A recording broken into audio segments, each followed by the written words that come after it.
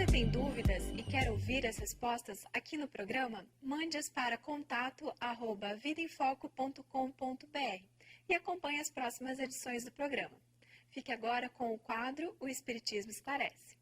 Olá, meu nome é Gerson, moro em Cascavel, no Paraná.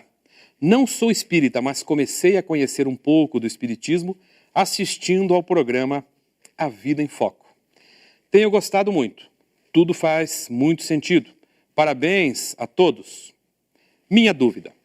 Eu aprendi que, segundo o Deuteronômio, que faz parte da Bíblia, a comunicação com os mortos e o espiritismo estão proibidos por Deus. Como explicar o seguinte texto? Quando entrares na terra que o Senhor teu Deus te dá, não te porás a imitar práticas abomináveis da gente daquela terra.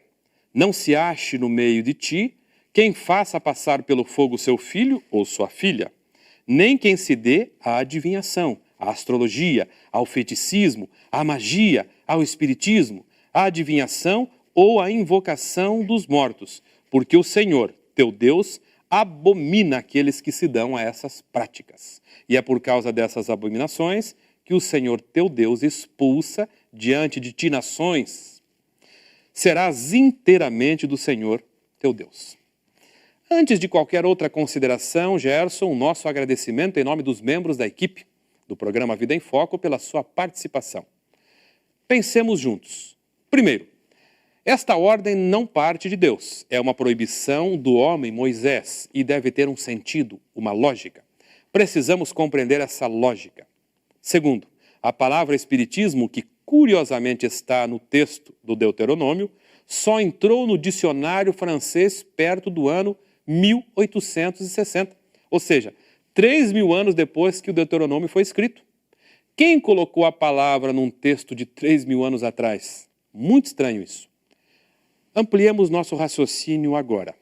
Na própria Bíblia encontramos uma passagem em que Jesus se comunicou com os espíritos de pessoas mortas.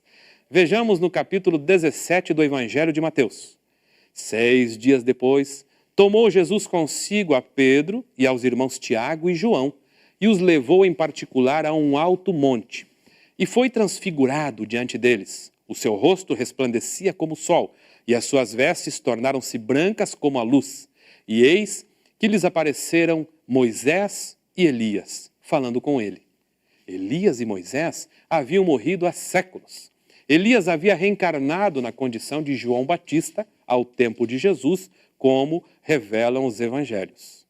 Isso demonstra, de qualquer forma, que a comunicação com os mortos é possível, e se o próprio Jesus a fez, não é contrária às leis de Deus. E o mais interessante disto tudo é que o próprio Moisés, que diz ter recebido de Deus a ordenação de não evocar os mortos, aparece depois de morto. Toda a discussão, Gerson, ao que me parece, não é exatamente combater a comunicação com os mortos, que é um fenômeno natural e inevitável, haja vista que o fazemos durante o nosso próprio sono, através dos sonhos, diariamente. É importante também explicarmos o momento histórico em que tal mensagem foi escrita, analisando-a de forma genérica. O Deuteronômio compõe-se principalmente de uma série de discursos que Moisés proferiu aos filhos de Israel nas planícies do Moabe, em frente a Jericó. Foi escrito em uma época em que os israelitas realmente necessitavam de disciplina, pois estavam prestes a entrar na terra prometida sob uma nova liderança e traziam hábitos adquiridos do período em que estiveram escravos no Egito, pois os egípcios, acreditando que os mortos eram deuses, desprezavam a crença num Deus único. Além disso, naquela época, quanto hoje em dia, havia inúmeros aproveitadores que enganavam as pessoas. Em função disso, Moisés proibiu o povo judeu de buscar comunicação com os mortos. Portanto, essa proibição não tem fundamento para os dias de hoje. Agora, preste atenção a outro texto curioso que está no livro Números, também de Moisés, no capítulo 11. Então, o Senhor Deus desceu na nuvem e lhe falou, e tirando do espírito que estava sobre ele, o pôs sobre aqueles 70 anciãos.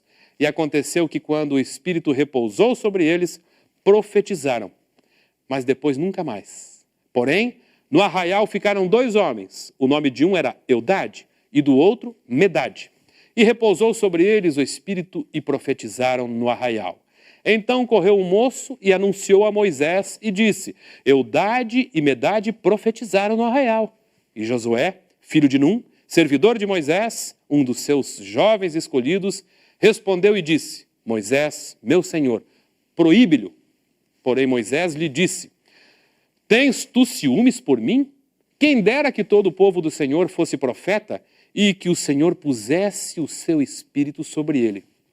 E por fim, observe o texto do livro Atos dos Apóstolos, escrito pelo evangelista Lucas. E nos últimos dias acontecerá, diz Deus, que do meu espírito derramarei sobre toda a carne, e os vossos filhos e as vossas filhas profetizarão. Os vossos jovens terão visões, os vossos velhos sonharão sonhos, e também do meu espírito derramarei sobre os meus servos e minhas servas naqueles dias e profetizarão. Um grande abraço e até a próxima.